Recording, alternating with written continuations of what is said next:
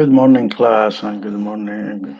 Welcome back to this second class, week two. In this class, we will be talking about chapter two, and we will have some work to do accordingly. I hope by now you understand what's the concept of my course and how it's supposed to go and what we are looking for in order for you to make sure that you will be doing very well in this course. Now, without further ado, I will start with the chapter two because the material are very extensive, lots of materials that we need to cover. It is a very interesting course, and I'm looking forward for you to get excited as well as looking at this course properly. So I just gonna share the screen with you, and we'll take it from there.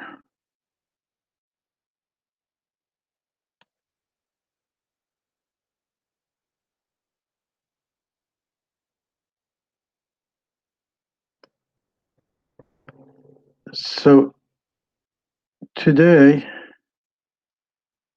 we'll be talking about global business, uh, global business, and in a political economic way. Usually, countries has differences in the political and economy, and now we will be talking about to see the difference between the political economy, and then we need to know why is that, why this is important. There is a country differences. International business is much more complicated, as you know, than the domestic business because countries are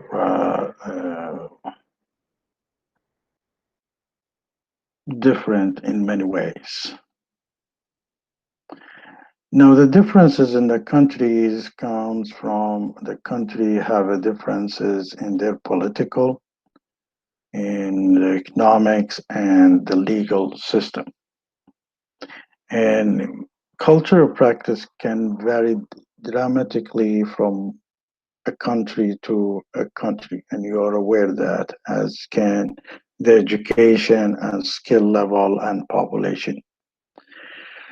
And also, the countries are at a different stage of economic development. Some of them are in an advanced stage, some of them as a middle stage, developing countries, advanced country, first world, second world countries, and all these categorizing different countries. So this chapter focus on how the political, economics, and legal system of a country different. And collectively, we refer to this system as constituting the political economy of the country. So all these three together collectively, because they are interdependent to each other and depend to each other, all collectively we call them the political economy of the country.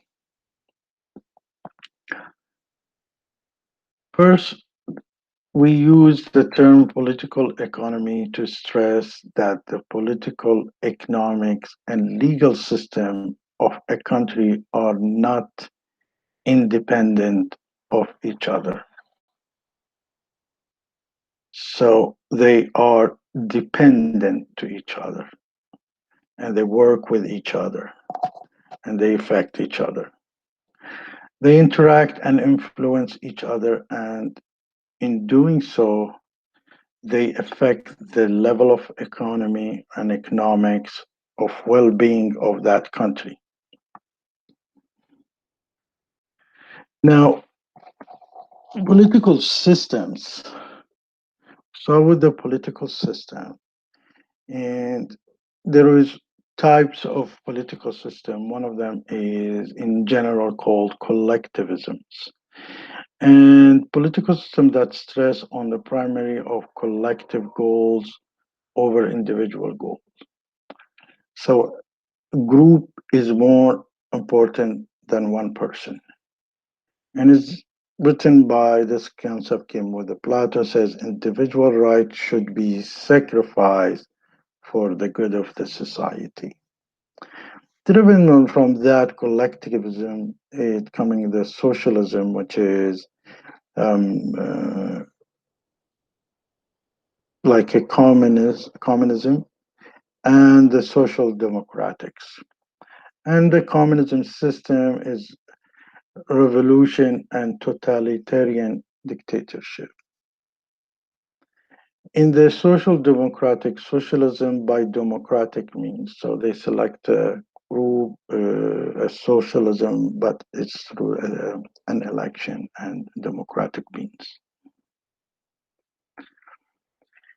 The other side of spectrum is individualisms, which is we can see it in some countries like USA and UK, where the political system focus on the interests of individual over the interests of the state. So 1% is more important, what his interest is more important than what the state's interest. And that came from the student of Plato, which is Aristotle, says private property is more highly productive than communal properties and will thus stimulate the progress. So individual owners is more important and more productivities than a group owners. So use with each other, each one of them will be progressing faster, more productive, and then when they stimulate the whole progress and economy. That's another view. So type of individualism has two central tenets. There is two pillars, individual freedom and self-expression. And the second one, let the people pursue their own economic self-interest, which is done by Adam Smith. That's the concept of Adam Smith says everybody will do the self-interest and then the collect economy will be moving fine without less government intervening and regulation. If you notice also the individual freedom and self-expression is a highly emphasized in the Western society. If you notice, like for example, a good example, you probably saw a few videos that were a lady wearing a hijab or somebody's wearing turban and somebody came and tried to take off this hijab from her and in the market and somebody came in and defended her. Now we would think in general that we're thinking because we he's defending her because he believes in hijab, the person who's defending her. And actually he doesn't believe in hijab or she doesn't believe the defender. He believes in the individual freedom and self-expression. If you tell that person who defended this woman who's wearing hijab and he said or she said it's the right of that person to wear a hijab, he would tell, I don't believe in hijab, but I believe in the individual freedom and self-expression. And this lady who is wearing cover on her head, she's doing an individual freedom. She has an individual freedom and she's expressing herself in that way. So truly, people have some kind of a misconcept when they see something, they think, oh, they do respect the other culture, or they do protect the other culture. No, the driven idea is not from respecting the other culture or understanding the other. The driven goal idea is everyone has individual freedom and self-expression. So if you want to wear a turban, if you want to wear a hijab, if you want to let your beard grows, if you want to wear any express yourself in a certain way, is driven from individual freedom and self-expressions. That's according to John Stuart Mill. Now, the democracy and totalitarianism. Democracy is a political system in which the people elect a representative to form the government. And democracy demands the freedom of expression, free media, uh, regular election, limited terms, representative, fair court system, and non-political police and army. Now, I just want to, before I go to totalitarianism, I wanted to emphasize on the fact that not one system is better than another system. It depends on the situation that it's happening, the system. Now,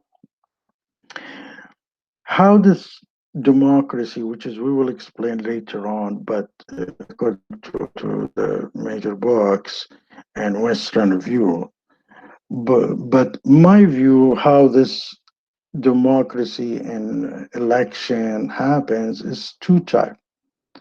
One in the old type, which is, you know, like what's happening in UK and France and USA. The education is low, and there was a revolution happen, and the government kept this election for any reasons until the education and middle class start growing and became the major thing. And the middle class comes in, usually not the middle income, comes in from educated people.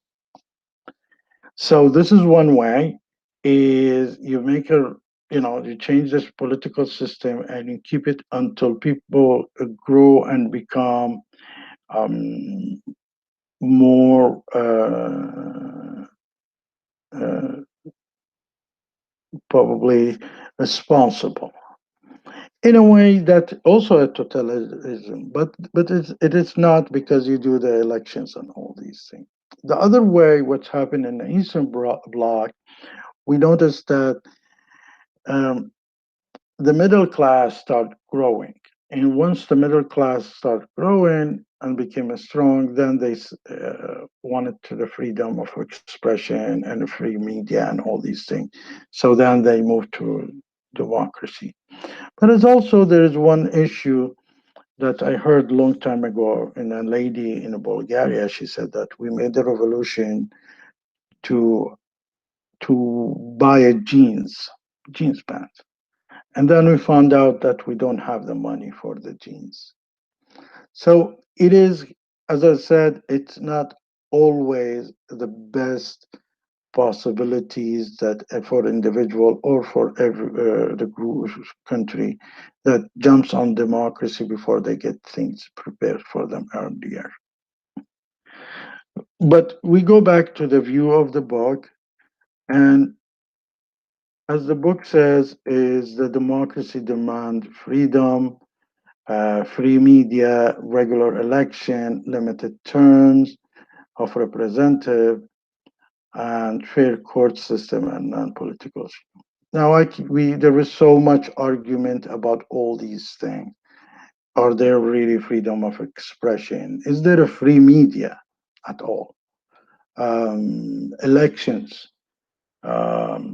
It is regular election, but how biased sometimes they get. So there is so many things that we can argue. First of all, within the what's happening here, I mean, worldwide when it comes to these issues, and also what really the situation of country, whether they're ready for lots of issues like this. And a good example, if Iraq and Libya, which is, they were not ready for uh, these issues, and what's happened is a chaotic uh, disasters. Now, totalitarianism means a form of government in which one person or a political party has absolute control over all human life, and opposing political parties are prohibited. Think of it total control. I was on a plane with somebody coming from Canada, going to Dubai, stopping in Bahrain, and this guy is a Canadian sitting beside me, and he said, "You know, I prefer a fair totalitarianism over the a fair over democracy." And so why? I said, "Well, look at Dubai. How's the things happening? It's everything is running by a family, but the business is booming, life is happy, except there is no oppositions, no elections. So it depends how the people are seeking and looking at from which corner they are. Now, keep in mind, I don't say that totalitarianism is a good thing or democracy is a bad thing or vice versa. It's just I want you to get out from that picture, start looking at it, and see how the difference is and how this things works out. And if your job is really to understand how these forms looks alike and how they work, and so in order for you to do an international business with them, you need to understand the background of these each country. Now, do you have the theoretic totalitarianisms, and this is another one which is found in a state where political power is monopolized by a group, party, or individual that govern according to religious principle.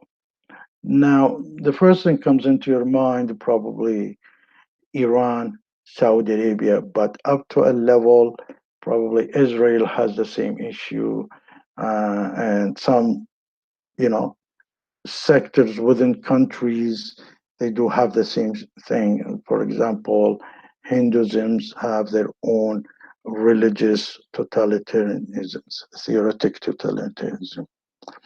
And this is where probably would be some recent clash happening between Muslims countries and the Western countries, where the problem comes in, they don't understand and start thinking within each other, for each other, and everybody thinks it's right. Now, the issues here, whether you want to have the whole country running in a democracy way, or you have some part of the religion influencing the life of the people, or you want to have the total religion influencing the life of people. Now, keep in mind, in theoretic totalitarianisms driven from there is also theoretic democracy driven from the fact that theoretics is different from that this whatever we are in now is just a stop for a different place, which is all most of the religions believe in the other world. In democracy, in some different type of totalitarianisms, they believe this is the stop, the word is the stop. So there is a clash of how things works out. And also that's influenced the legal part, the political part, and all the life thing. And probably later on we'll be talking more about each separately. Now back to the economic system or market economy. And market economy, all productive activities are privately owned. Supply and demand determines the price and the production. So this is one type of market economy where everybody owns their own businesses and start doing their own businesses. And then you have the command economy where the government determines the allocation of resource, including the determinations of the productions and price. So the government will put a price on things, how much of this will be produced, like this old Soviet Union. And what's the price for it? How much should be produced, and all the process of it, allocation of the resource. And then you get the middle between them, which is the mixed economy. So some sectors are left to private ownership and free market mechanism, and some sectors are owned and managed by government. I believe this is the extreme one. Extreme example is probably the market economy is USA, and the command economy is probably North Korea is one of the most extreme command economy, where the government allocate the resources and determine the production and the prices. But the good example of mixed economy, it could be really bad, it could be really good. But the good one is when the government sees where is there is a profit, they give it, they start privatize that part of it. And where is sector that there is no profit in it, the government will take care of it. Let me give you an example. In Canada, for example, the telecommunication is very profitable, but the post office is very costly and there is no profit in it. So they go and privatize the telecommunication, but they keep the post office as a crown company. And the reason when individual find there is a profit, he comes with more competitive, start doing more innovation, start making it better if there is a profit in it. And this is why telecommunication given to them. Let's assume that there is no profit, for example, in the post office, and privatize it. If they privatize it, well, the individual will be looking for the investor looking for to cutting costs and cutting corners to in order for them to make a profit. So they will reduce the service, they will quality in order for them to make money. So this is will it hurt the individual, and this is why Canada looks at the profit sectors and privatize it, and then when it comes to the government sector, the nonprofit sectors are the ones who generate loss, and they keep it because they want to keep the service. And when they privatize the profit sectors, they will give it to hand of people, which is they can make more money through more invention and more privatization. So that's a good way of looking at a mixed economy. Now, there is some countries who's doing the reverse, and unfortunately, things is going really bad because government looking at the sectors where they make profit and they keep it for themselves, and they give non-profitable ones. And then when they give it to hand of the private will cut costs through cutting services, cutting qualities, just to make business.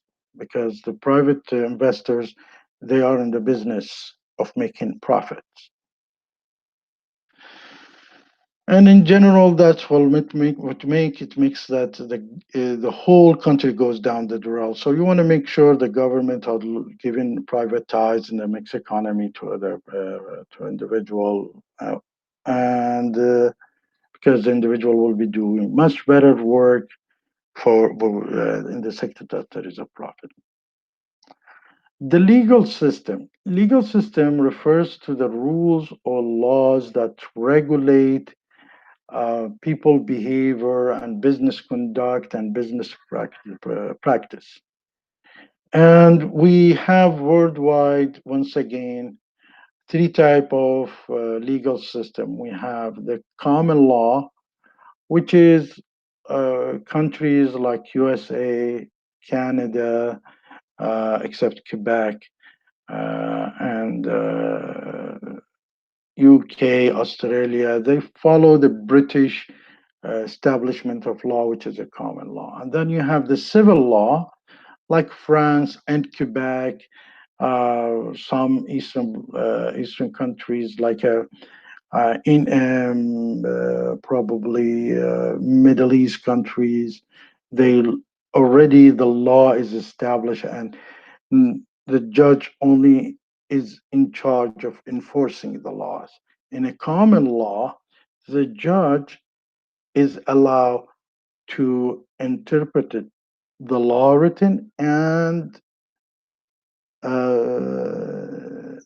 enforce it. The civil law, uh, the judge is in charge of uh, uh, enforcing the law. Then you get the theoretic laws, so it's driven from Sharia's law, from Islam's, from Hinduism's law beliefs, or from Judaism beliefs. And the old days was the Christianity's beliefs. Some countries did that. Now, the difference between the common law and civil law, as an example, if you notice, for example, a good story. There was a car accident in early 1900, and when there were a few cars, and they hit each other face to face. So they went to the court, and each one claims that somebody is fault. And there was two side road, but all of them were driving like this, so they hit each other. So the judge couldn't make any decision. So he said, "Who came from the left side?" So the another car said, "Yes, I came from the left side." He said, "Well, then it's your fault." According to that, the law became in USA and Canada and rest of the world, lots of places in the world, that uh, the driver should drive on the right side going this way, and the other driver should drive on the left side. Now, did not happen in UK, so you're still gonna see the reverse thing. So the driver should come like this side and this side. So this is what you would think that the common law uh, can build. So the lawyers also sometimes argue to the it's a more complicated, but they look at the older case in order to tell the judge, my current case in hand is similar to case that happened in state so and so during the year so and so, the day so and so, and the judge made this decision. So the common law is more difficult, more complicated, and could be more vast. So the lawyer should be always in common law updating themselves. Now, the theoretical law is driven, for example, in Islam by the Quran and behavior, or what we call Sunnah of Muhammad. That's what you call. And you see that Saudi Arabia is one of the countries that implement that. Partially Iran. Iran also implement that theoretical law. Now, the definition of contract.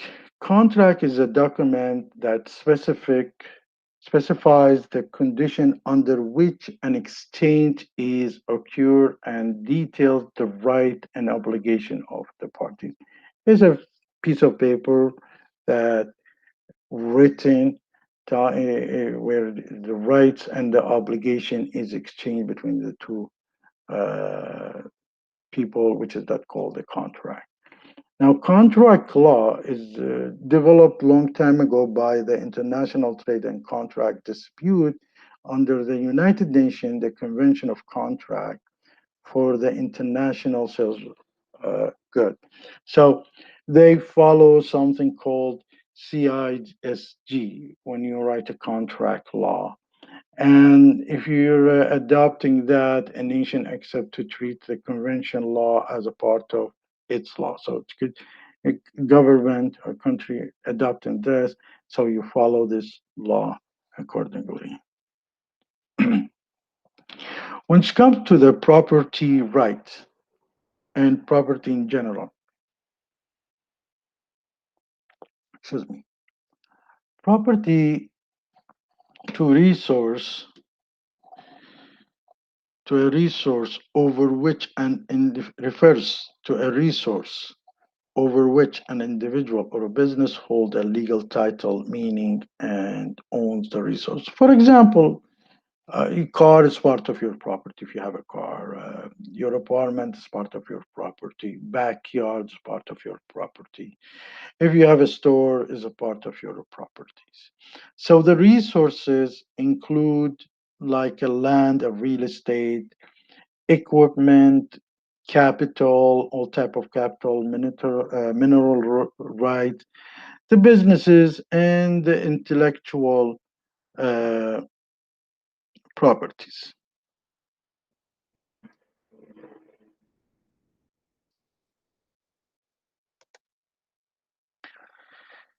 Now, property rights, a bundle of legal right over the use of which a resource is put and over the use of made of any income that may be derived from that. So property, when you say, let's you go and burn your car, if somebody say, what are you doing? Says, it's my car, it's up to me, I'm doing whatever I want to do with it. But it also means also things that you have that you generate an income that might be driven from that resource. Essentially, people own stuff and can use it. That's what it means. Now, action against property right. Private action is an action by a private individual or a group against the property holding, including actions such as somebody comes and steals something, which is a theft.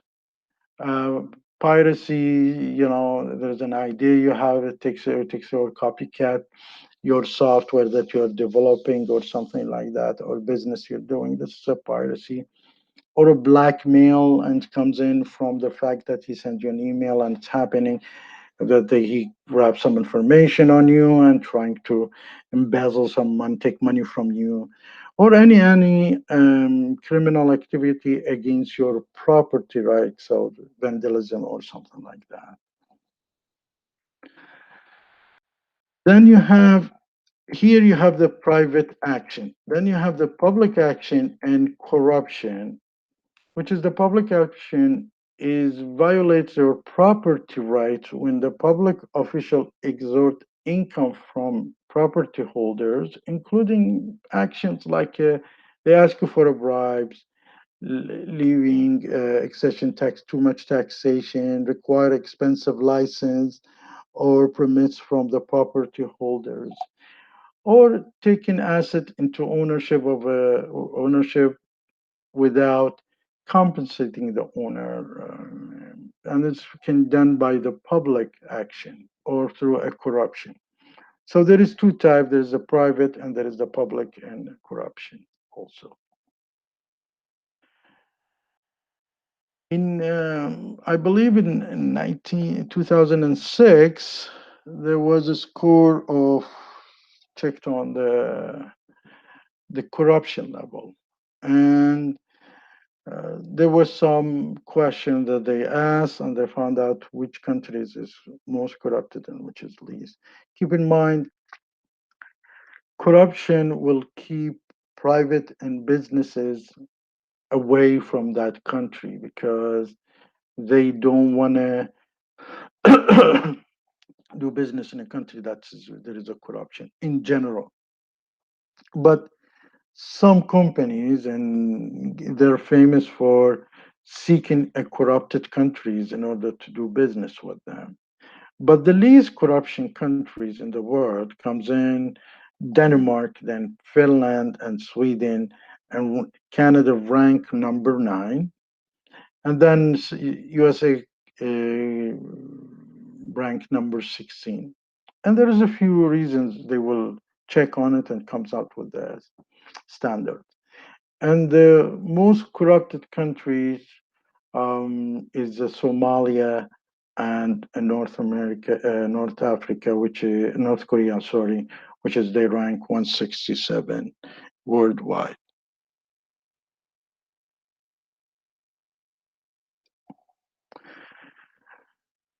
There is laws in Canada for anti-corruption, and Canada Bills S21, otherwise known for the Corruption of Foreigner Public Official Act that entered into force in 1999.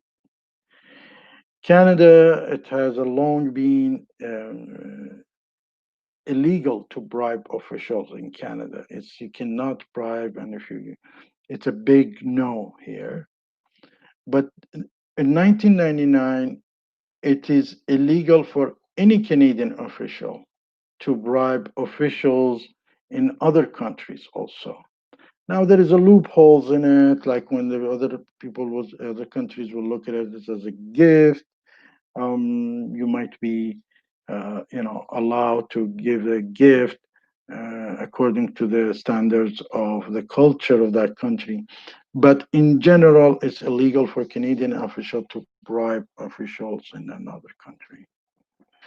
The Canadian bills S21 does have, as we said, a loophole provision to cover for those instances in which a bribe might be solely a perception.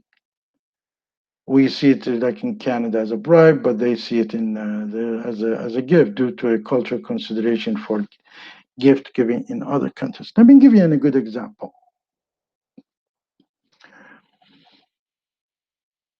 In some countries, like for example, Saudi Arabia or Kuwait, if you want to, for example, you want to bribe somebody, probably you bring him a bottle of alcohol. So this way is one of the bribe before he does the business for with you. And if you after that, it's also illegal because it's illegal.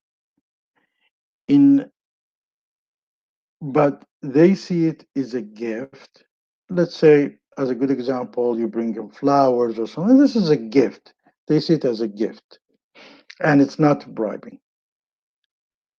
In Iran, we found out that if you can manage to get him a visa to get to Mecca, that's the best gift to give a government official or employees as a gift, because he has to wait like 2 to 3 years to come to it in order for him to the terms comes in if he's lucky. Otherwise, he has to wait 10 years to go to Mecca. So if you can get him a visa to visit to Mecca, then this is the best gift you can give to him. So um, he, if this guy gonna go for whatever the religion, going for the religious thing, and if you, it is cannot be a bribe because he's going to get something, spiritually. So it's amazing how we can look at things. Like I say, if I go to somebody and sit with them and says, "Okay, I will take you to Las Vegas if we sign," that's a bribe. But you cannot tell somebody, "I will take you to Mecca if you sign," and that's a bribe because the whole trip to Mecca would not be accepted as the belief of religion. So it's a little bit complicated to say where the loopholes, even spiritually, there's a loopholes. Bill 21 set out a lawful exception that accused could use as a defense, namely that the public payment was lawfully in a foreign state or public international organization for which the foreign public official performed the duties or the function. Um, every country sometimes you have to promise individuals. Now, sometimes when we do business, there is two part in it. When we do business, for example, in IT. In the IT, usually the decision maker looks at two parts. What's in it for the whole organization and what's in it for him in the implementation for that software. how it's going to make the life of the organization better, and how it's going to make the life of the individual who is that manager make a decision better. So if it doesn't make the life of individual hard, that person, we might reject that. And if this makes it better for his life than other softwares, or you give him more customization to make it better for him, is that a bribe or not? So there's lots of gray thing, but overall, I want to say one thing. Even the cat knows the right thing from the bad thing. This is the feeling inside you probably, plus the laws that you're gonna know, understand it from different subject courses that you're taking in this course. A cat, if it steals a piece of fat or food, takes it and run away with it. But try to give a cat a piece of meat or fat, it will sit and eats it in front of you. So even the animal knows what's right and wrong. So in our case, we should know the basic rights and wrong, but in the same time, things get more complicated and you need to get some more justification. And if you're worried about that, or you think it's a gray, just don't go in it. Bill S-20 sits out of the lawful exception that accused could be as a defendant, namely that the payment was lawful in the foreign state public or a public international organization for which the foreign or public official performs the duties and functions.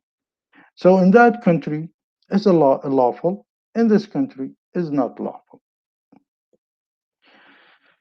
Now, the second part, the protection of intellectual property. Intellectual property refers to property that the product of intellectual activity such as computer software, music, formulas, etc.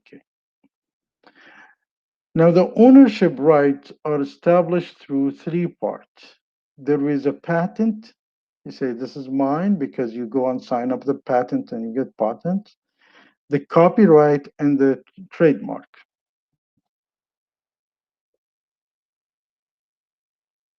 The trade-related aspect of intellectual property rights are called TRIPS. It's agreement among members states of the World Trade Organization (WTO) to oversee enforcement of stricter intellectual property regulation. You will see sometimes the government employees goes into the private market and start looking at where people making copycats of software and start to take them away or dump them or burn them. Or you can find them, for example, in the clothing industries, in the food industry. They work according to the TRIPS agreement of WTO. Now, funny thing is the top software license misuse and piracy hot tops. You would not think the USA is number one worldwide. So accordingly, is USA number one. And Canada is now part of the top 18, probably 19, but they're not putting it in. 19 is Mexico, but it's not Canada's there. So it's based on aggregate regulatory compliance intelligent data of as of March 2017. Now, when you look at, for example, if I bring you example of Russia or Iran, and the reason they do that because they say, well, we kept away, and it's is we are put in the illegal or blocked. USA blocked us from getting access to these softwares. So we feel our right to our people that we go and take over and you know um, give it to the people for our people for benefiting. In India, for example, you might see it that the fact justification is because they are into IT field, so they do take somebody else work as like a software works and they build things on it. It could be that, I don't know. So it depends on the product as the country and the justification and how they look at that. The product safety and product liability. Product safety laws set safety standard to which the product must promote and adhere, where it's going to be commercialized. So if you have something to sell, there is you have to take the safety measures to this take the product. Why is that? Because there is a product liabilities and involve holding a firm and its officer responsible when the product causes injuries, death, or damage. A very famous example when an old lady bought a very hot coffee in McDonald's and it gave her a first degree burns, and she sued them. So, the lawyers and the commercial government, the commercial marketing department start saying, "Oh, this lady is abusive."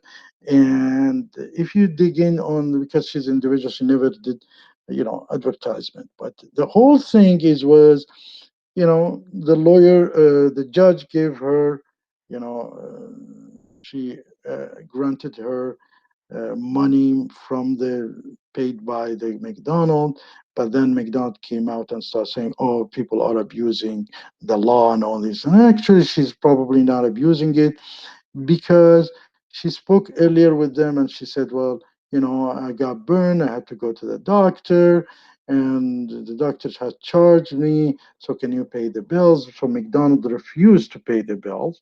So she took them to the court, and she ended up making like millions of dollars off McDonald's. And she won according because there was no sticker putting on the coffee when she got the coffee saying it's too hot.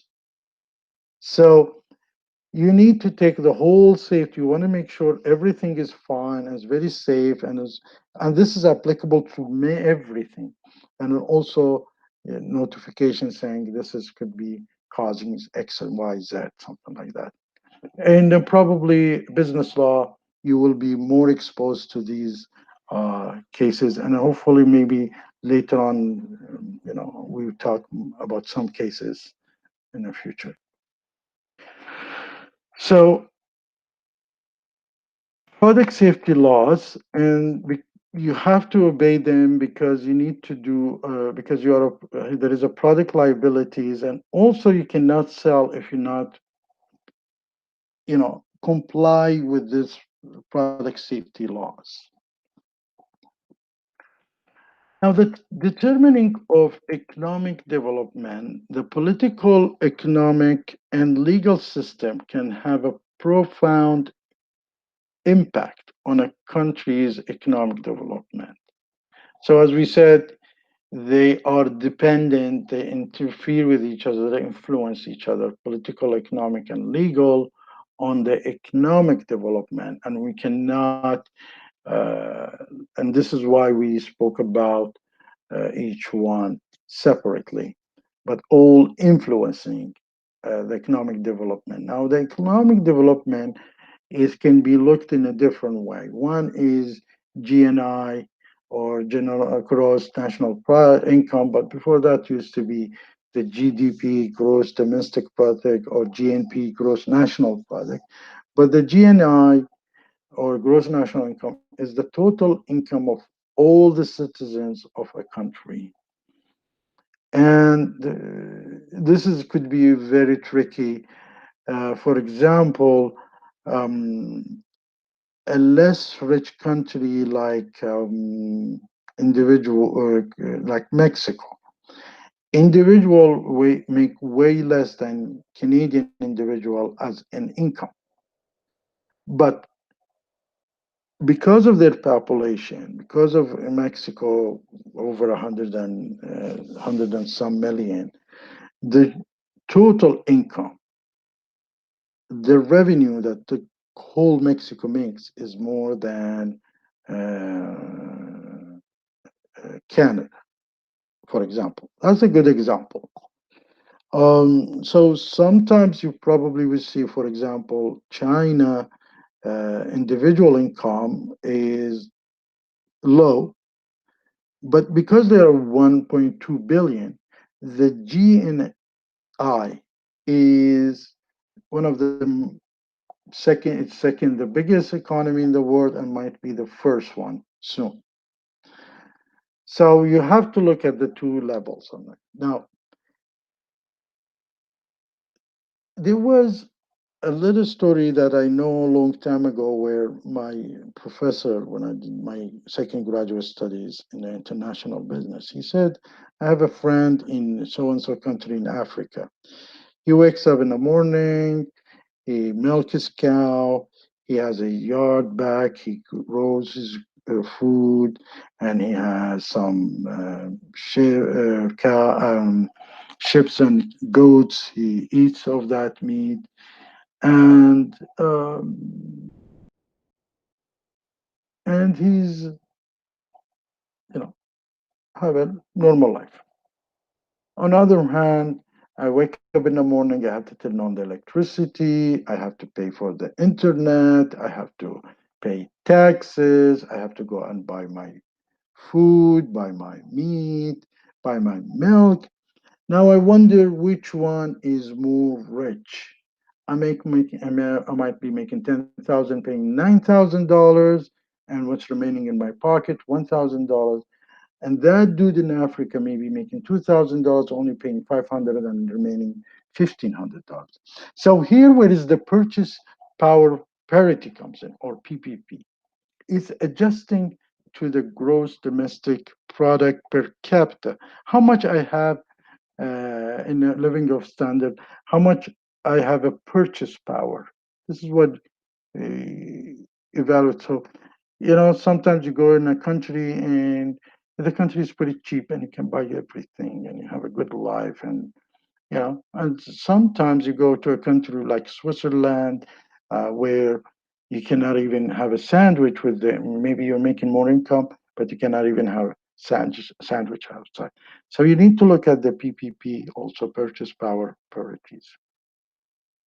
As a good example, if you look at the PPP or GNI per capita, Australia worldwide is better than USA because they making more GNP per capita. But because Australia is more expensive living in Australia than living in USA, you will notice that on the next slide that the GNP per capita, and they put the purchase power parity uh, adjustment with it, you see that Australia is lower than United States because the dollar that you get in the United States, you can spend more with it than the same dollar that you get in Australia. Now, for the Canadians, there is not much, maybe 3,000 differences, but in Australia, there's a huge difference, which is we're talking about almost $15,000. In United States, there's only once again, just like similar to Canada. So these are important. For example, if you look at Uganda, $700 their revenue, an example of an African country. But their purchase power in Uganda is a $1,820 because they put the purchase power parities involved in it. So you can do more with the dollar you have in Uganda than you can do in Australia, for example. So, because of these argument and differences, the good part you can anytime you want to feel tired or something, you can just put a hold on and quickly take a break and come back again because this is we're just taped one.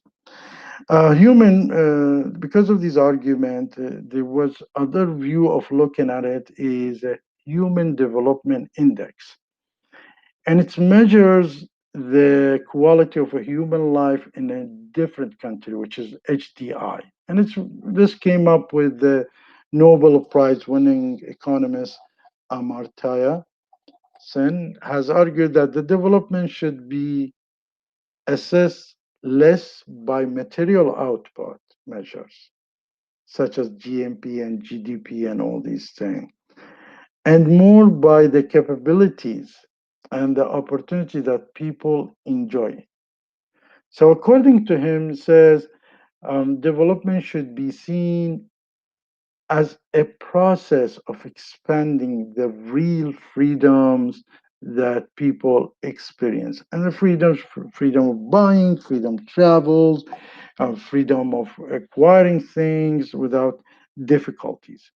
So he says that the development is not just an economic process, but it's also a political one, and to succeed require the democratizations of a political communities. Once again, w- this is arguable, and for me is like you cannot give a child a freedom, but you can give an adult a freedom. And the difference between child and an adult is the mentality, the brain mentality. Once they join the middle class, once these people became more educated, as the level of, there's high class, middle class, and low class. The more, the bigger is the middle class, the easier and smoother you can move to democratization. Not the richer you are, the easier to move to democratization, because Libya was one of the richest countries and people had some money. So is Lebanon. But we're gonna stick with whatever the book and the school tells us. I mean, the book is indicating, and the good part of it is it's nice to use this as a base to understand the others how, because it's important for you to look at it when you're trying to do a trade internationally. So, Human Index Development Index, or HDI, measure the quality of a human in the different countries in terms of life expectancies, education, and average income. So they do look at all these things together. So they look at the life expectancies at the birth, which is a function of a healthcare. Because if he lives 100 years, it's a different than he can live 50 years. It's a part of the healthcare, whether they have a good health care. Education, which is a measure by combination of adult literacy, how much people, what's a percentage of people can read, or number of people can read, and I think it's a percentage, and enrollment in the primary, secondary, tertiary education, which is mm, the most educated country in the world right now is Canada, by the way. And the average income based on purchase power estimates are sufficient. That's the average income to meet the basics. So these three together, they indicate the HDI. And some of these countries are high in first one, like China, like South Korea, and some of them are high in the second one, like Canada and Cuba, and some of them are high in the third one, like average income, like Switzerland and other countries. So it's like or for example, Kuwait, Qatar, they're high in average income. So the three combination will define the HDI, or Human Development Index. Innovation and entrepreneurship. These are issues that the core of any economy. Innovation and entrepreneurial activity are engine of long run economic growth. And some countries are good in innovation, some countries are good in entrepreneurial, and some countries are good in both, and some of them are not. Innovation is also seen as a product of entrepreneurial activities. So the bigger umbrella is the entrepreneurship activities, and these things, it comes under innovation part of it, as you see. Now, innovation and entrepreneurial activity require a strong property right. And the reason, because if you're inventing something, people should not be able to copy it and make money off you. As a good example, if we look at the Zantac, which is invented the Zantac pills, which is, is good for people who have an ulcer. They spend around 11 years and, oh, sorry, $11 billion over 10 years just to come up with this pill called Zantac. And if they don't have the copyright and rights for that property for many coming years, they would not do this thing. So sometimes the property right, most of the time, it's good for having people become innovative and have an entrepreneurial activities right. Without strong property right protection, business and individual runs the risk that the profit from their innovation effort will be taken away. So he would not be doing that anymore. Even the company would not seek something like that. And the whole world nation, the whole people, country will stay back. So you need to protect that to want to make sure people see that worth of invention, worth of entrepreneurial, worth of businesses. The political economy and economic progress. Innovation and entrepreneurship are the engine of the growth, as we said, in any economy. For this purpose, these are the three needed markets. So, in order to have an innovation and entrepreneurship, you need to have a market economy where you can sell and buy easily. Because in the old Soviet Union, whether you done innovation or not, or you come up with your business, you can get the same salary. The guy who got the invented the Kalashnikov, which is the most sold gun worldwide, got $75 plus thank you letter from the government. If it's this done in USA now, the guy who owns this, if he done it in USA or in Canada or any Western country, he would be not billionaire, he would be multi-billionaire, for example. So he wouldn't. This is one of the reasons why people invent things or get into entrepreneurship. So you need a market economy, and market economy doesn't have to be whether it has to be a democracy or you know, other type of system. They don't need to, but they have to have a market economy stable. A good example is China, and they don't have not the democracy that they have. Uh, there is a strong property rights and should be a stable political system. The required political system, there is a great deal of debate as the kind of the political system that the best achieve a functioning market economy with a strong protection for property rights. In the early of this chapter, we spoke about that democracy, whether there's a democracy or not. This is does not deal with market economy. And we notice, for example, countries like South Korea, Taiwan, Singapore, Hong Kong. In the beginning, they didn't, they are undemocratic uh, government, but they had a economic growth. Now we see countries like Dubai, UAE is also the same thing. They have a great growth, but they have zero democracy. So they are, my argument is democracy is something if you have readiness and you have your middle class is strong enough, then it's good to go in. Otherwise, is just like giving a gun in the hand of a child.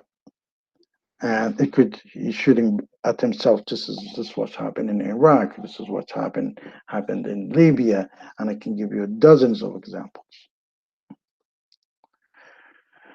So economic progress, as they think, is a budget democracy.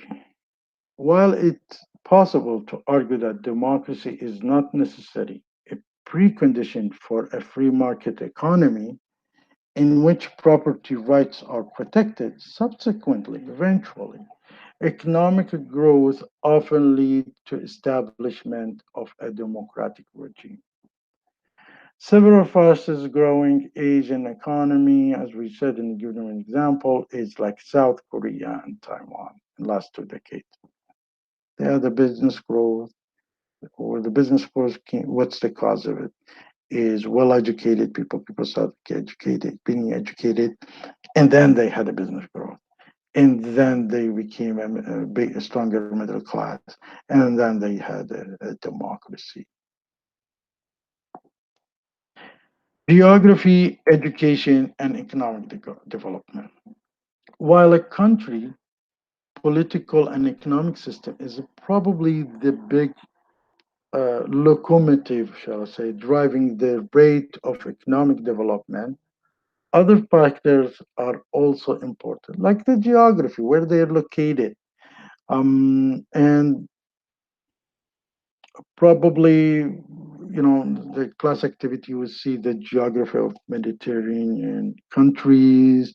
All these countries are you know, they have access to this Mediterranean Sea, and recently they discovered. I will talk more about it. Lots of gas there. So the geography also important. And a virtue by favorable geography, certain society were more likely to engage in a trade than other, and were thus more likely to be open to and to develop a market-based economy system. One of the things, if you look at it, for example, in Canada, you don't see most of the products are made in Canada, but there is no names of Canadian things there. Very few. Honda is here building their cars. Toyota is here. Mazda is here. All they are building their cars here, which is their Japanese car. And then you got Ford is here. General Motors is here. Chrysler is here, also building their cars. And the reason is because Canadian were exposed to two different sides. One is with the USA and another the Japan.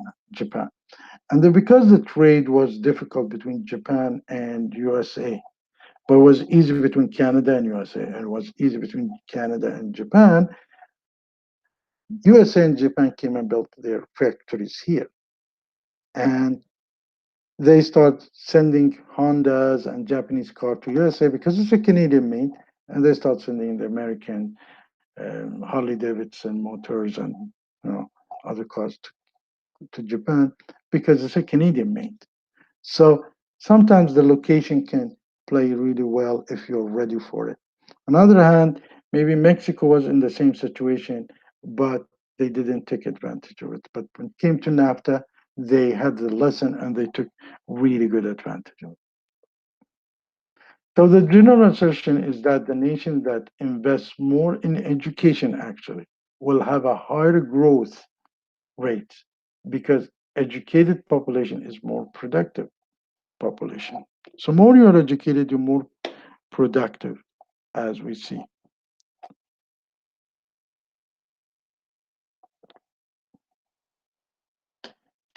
Now,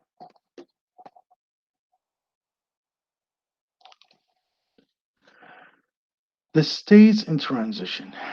The political economy of many world nation states has changed radically since 1980s. Two trends have been evident. I think I spoke about how democracy happens Western countries versus the Eastern countries. But some of the Eastern countries have moved quickly because they had the base and everything ready for them. And some of them because they have the location or favorable, and some of them did not. But if you look at Russia, is one of the countries who was a basket case in the 80s when the Soviet Union fell apart. But step by step is moving. But their improvement did not come easily. They had more control over the resources because there was loosened, and people, some business, some strong people, some influential people took advantage of the situation. So when Putin came in, made sure he take control again over these resources and redistribute it again.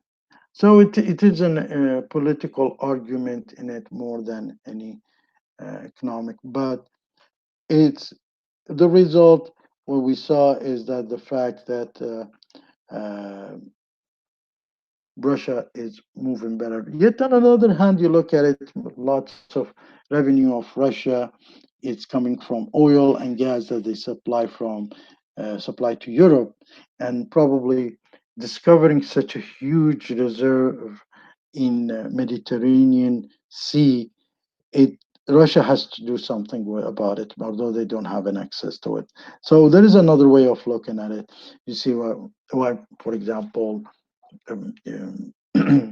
Russia is helping Syria in this case because they want to have something to say about it. Or you would see, for example, why Turkey have signed a defense agreement with Libya because all this discovery of gas, it is a big issue because you have two major resources in the world that runs the world is oil and gas, and they can be substitute to each other. Now, to do the gas is different than oil because gas, you need to have a very stable country, very stable environment, drilling because so much investment, and it's a gas, you have to change it to send it through pipelines, where if the country is not stable, it's dangerous to do that. And if you wanted to do it, make it look like a water, or then you have to want to make sure you have all this technology to do that. So there is so much things involved in it. What I want you to do is start digging on this information and come up with a half a page report about it. I will end of this will speak about it. Now the states in transition. First, during the late 1980s and early 90s, a wave of democracy revolution swept the world. It's like we talked about it. It's like the Soviet Union, losing their own became 16 states, 16 countries, or something like that, or 18. So the totalitarian government collapsed and were replaced by democratically elected government, which is hoorah. But the result review was as this old lady who said, we made a revolution for getting the jeans, the pants. She didn't mean that, but this is just me hinting. But we found out we don't have the money for it. And the second thing is there is a strong move away from centrally planned and mixed economy toward more free market economy model, which is has also some negative. If you notice that we have quite few Americans who moved to Canada because they don't have a medical coverage here. They give a free medical coverage. So a mixed economy, not necessarily a bad thing or a good thing. It's the same thing. 100% a free economy, not necessarily a good thing or a bad thing. Here, what's the economic freedom? I'm not going to touch so much about it, but everybody, there is a standard of, and they're looking at each country where they have a more economic freedom and not a political freedom, economic freedoms. Now, the nature of economic transformation. You see that you hear a lot about deregulation, especially in India, in Egypt. There's lots of deregulation, which is deregulation involve removing the legal restriction to the free play of market, the establishment of private enterprises, and the manner in which the private enterprises operate. If you don't have laws or rules built like what's happened in Soviet Union, a friend of mine, he said, I went and invested money in one of the privatized company. And I sat with the board, so they said, "Listen, it's going to cost you $100,000." I said, "I brought the $100,000 to buy my shares in the company," and they took my $100,000 in front of me, started dividing the money over the board members. And I said, "What are you doing?" He said, "Well, we sold you a share, and this is money that we made." So he said they didn't understand what's a privatization all about. And they thought like, if an investor comes in and puts his money, you should take it and give him something. Most of the time, the investor, when he brings money, you have to make the organization better, make the company better, or the private enterprise better. It's not to take it as a revenue. Anyway, privatization is hand in hand with deregulation has come a sharp increase in privatization. Privatization transfers the ownership of a state property into the hand of private individual, frequently by the sale of the state asset through an auction. Once again, when I said, just like I said it before, when a government goes through privatization, cannot go blindly. For example, if you're talking about sensitive sectors, defense sectors, these cannot be privatized. If you're talking about sectors that there is no chance, no hope to make profit, like, for example, the buses, transportation, could be non-profit. They cannot make profit, or the post office. You cannot privatize that because when somebody takes over, he wants to make a profit, so he has to cut the costs. Imagine if the bus doesn't come to your home because this transportations becomes privatized, and the government job is really to take some taxes from the people in order to provide them services. Now, if the government wants to privatize everything, then the government should not be taxing anything. So it is a balance between both of them. Now, the legal system should be built, and we talked about when during the communism collapse, many of these countries lacked of the legal structure required to protect their property. So everybody came and put their hands on it, and they claim that's belonged to them. And this is what's happening in Iraq and in Libya, for example. I keep bringing these examples.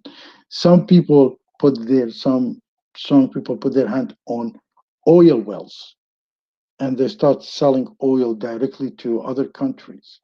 And lots of oils from Turkey buys it from Iraq and Libya through from warlords. What's making Somalia not progressing, not stable, is the warlords, and the warlords are the ones who's making money. Same thing with Afghanistan. Same thing with a lots of countries. When there is a warlord, there would be the only reason they are warlords because they are making income and profit, but they pretend they put some ethical things in it, trying to cover their thefting. So when communism collapsed, many of these countries lacked the legal structure required to protect the property rights. Laws protecting private property rights are required for well functioning market economy. The overall attractiveness then for a country as a market and or investment side depend on balancing the likely long-term benefit of doing a business in that country against the likely cost and risk of it. What does that mean? Me, I want to go invest in one country and not selling to one country, because if I'm selling, anybody can sell it. It's an open business. But if I'm moving there, moving part of my business there, so it's probably I'm investing. Now, if the country is stable, then it would be very attractive and everybody walking in. But if there is instability, then according to the investor, he sees how economic, legal is stable, then he can walk in. And usually, the first entries are the one, if the country goes really stable, are the ones who is making really good profit. And if it's not, and you wait until the end, you might be in trouble. In the early days, for example, China wasn't um, attractive. Who walked in there and started investing in China now is a very happy person because the growth is huge. So is in we're talking about Brazil, India, South Africa. But in the early days, they were not, the high risk and everything involved and unstable. So they looked at it. Lots of people said, "Oh, let's be stable and then go." But then when they walked in, the competition was high. The, the government did not look at them very well and all these. Let me give you another example that happened to the company that I work for. I used to work for. I went to Iraq, and during my Iraq was a very risky place to take care. But we walked in there as an early bird. So we implemented two telecommunication core solution. I was managing these two implementations. So we were there when everybody can carry guns, everybody can shoot everybody, everybody can kill anyone. But we started the business there. Now, after that, the two telecommunication company turned out to be the very high revenue compared to the rest of the world per individual. So lots of companies were interested to get into Iraq market in the telecommunication sector. But we had the right because we worked in first and we made sure that we implementing the core solution, but they also appreciate that the risk that we can. So once they saw my face, they said, we're willing to sign with you now. Before we didn't want to sign. So during the 3 years of business or 4 years, I worked for a year and then moved out. Um, there was a few million, a few hundred millions were generated from this organization to or telecommunication company. In that time, Huawei trying to get into the business with these telecommunication because they have, they have the switches, the large switches, and the cheap ones and the good ones.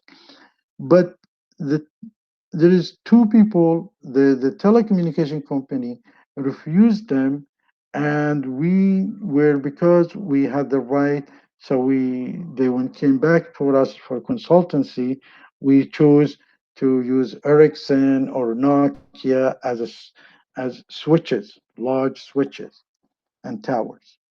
So what they did, they couldn't get into that business. Huawei came in and said, listen, they didn't say that, but they were struggling to get into Iraq market. And they came and said, we will buy your telecommunications sector. So they went to the bank who owns this company that I work for and paid almost $1 billion, $950 million, to buy only one sector, which is they had three sectors, the telecommunication sector. And the reason they paid over $950 million is to capture the hardware sector of telecommunication in Gulf and North Africa. And they were looking for who has the biggest share in the software, not the hardware. They found the company that I work for. So they went and bought the software, bought the people who worked in that software in order to capture the market for the hardware. So if they came in the early stage and they were doing business with the Iraqis before us, it was so easy for them to save the $950 million, but now they're generating more profit in it and a lot of money in it. So this is where sometimes it's worth to take a risk. The implication of the economic of the changing political economy, implication for the business are enormous. For the best part of 50 years, half of the world was not doing business for the Middle East with the Western businesses. Now things is changing. There is a lots of trade between China and USA. Life is easier. Everybody's getting better, feeling better, and all these things. But it's also the potential gain so is large, so are the risks with it. The implication of political economy uh, benefit in most general sense. The long run of monetary benefit of doing business in a country are a function of the size of the market. How big is the market? The present wealth or the purchase power of the consumer, which is we spoke in the early days and early presentation in the market, and then their future wealth of consumers. The benefit, the first, as we said, the first mover advantage are the advantage that occurs in the early interest into a market. The late mover advantage are the handicap that late interest might suffer from it. And we brought a good example on a high level countries or a low, like a company like ITS went into the Iraq market. Now the cost. The cost of a number of political and economic and legal factors determines the cost of doing business in country. So the legal, economics, and political, but with regard to political factor, the cost of doing business in a country can be increased by a need to pay of the political powerful to be allowed by the government of doing business. Corruption was so high in Iraq, we couldn't move faster as possible. So we were happy to sell that section to Huawei because the corruption is so high we couldn't really have to pay. We need to keep paying off, and that's a cost comes in. I don't know where prices will end up being high. One of the most important variable in sophistication of a country economy. It may be closely to do business in relatively primitive or underdeveloped economic because of the lack of infrastructure, lack of instructors supporting business. All these it raise also more cost.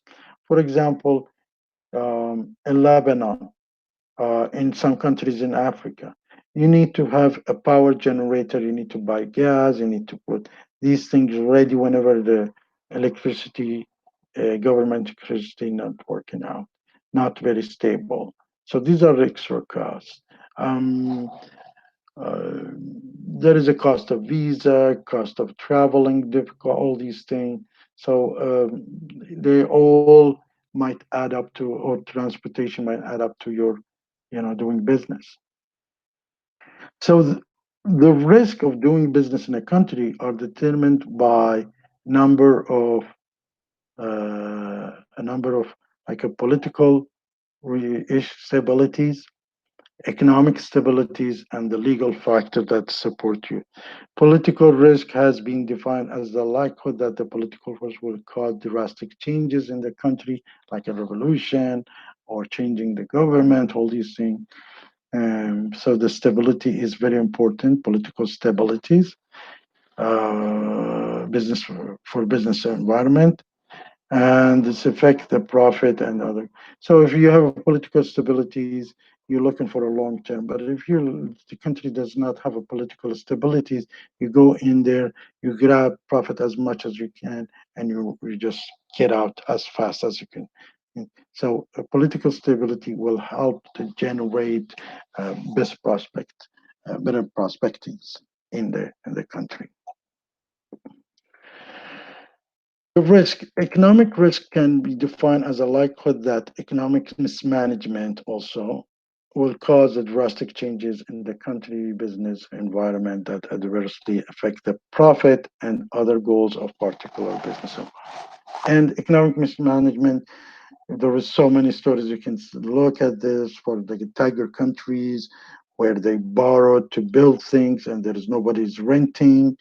You look at the Mexico where they borrowed money, or for example, you look at the Greece when they, put so much debt on them where they reach to a point that they cannot pay it back.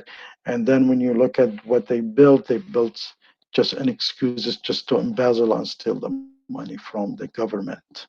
So mismanagement is a likelihood cause a drastic change.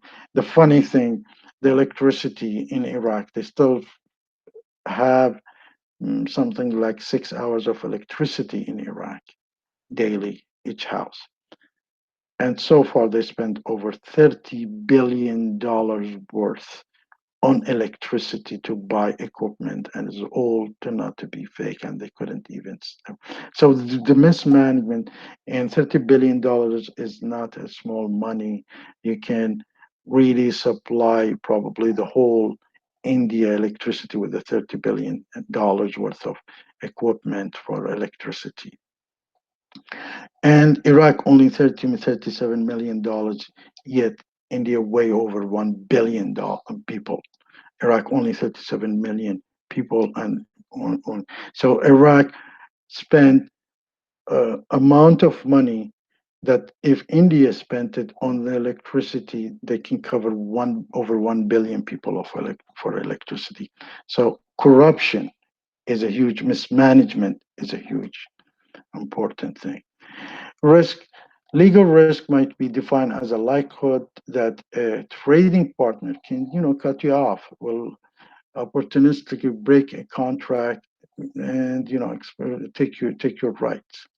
The overall attractiveness of a country, a potential market, that's the reason sometimes you have somebody there representing you. So you don't want to take the legal risk.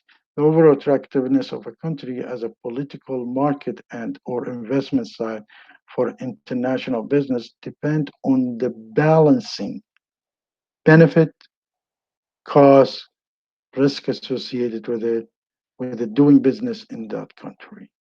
So you have to look at all these things in order to invest in these countries. Now, some countries do not pay so much attention for some factors because can be applicable or not. And sometimes you see the risk is high, but the benefit is higher. As we see investment of China in some countries where the risk is high, but the benefit, if it turns to be good, is way higher.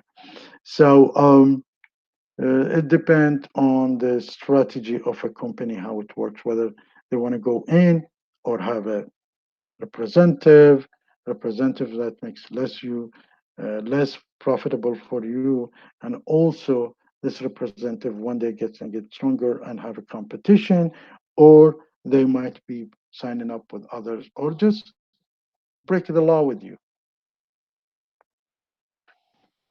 Ethics. Country different gives a right to some important and ethics. Ethics is, as we said, is differentiate a little bit from one country to another. But three important issues that have been the focus of much debate in recent years is the ethics of doing business, a nation that violate human rights, the ethics of doing business in a country with a very relaxing or laxing labor and environment regulation, where they don't, there's lots of sweatshops and all this, and the ethics of corruption, whether you have to do business in a country that's corrupted or not. So by end of this chapter, you probably had some very basic understanding of how the political economy, how the regulation, the rules, the economic growth, all these terminologies had a good understanding of them. Now, um, the class activity is about implication of the political economy. So as we said, recently there are a huge reserve discovered in Mediterranean Sea, and they're still discovering more and more and more. So there's lots of gas there. Now, you need to select any country within the Mediterranean Sea and explain the implication of its political economy on current situation of such discovery. Now, countries like Libya, Syria, Israel, Palestine, Egypt, Greece, Cyprus, Turkey, they're all on a Mediterranean Sea. And suddenly, each country claims that they found more gas there. I put a link there for you for how much Turkey found out of gas. But actually, the other countries are finding out as much as or less, like Turkey. And now we see that, for example, Turkey is going to sign a defending contract agreement with the part of government of Libya. On other hand, you will see Egypt is signing with the east part of Libya. And all the reason is around the gas thing, discovery, and the oil of Libya. Now, you see the situation of countries who is not on the Mediterranean, like France, fighting off Turkey because they don't want to be, or Russia fighting off Egypt. So this is why I said pick one country and explain their situation within the Mediterranean Sea. And you need to write a small report, half a page report. It's a sample of what you see here and send it to me.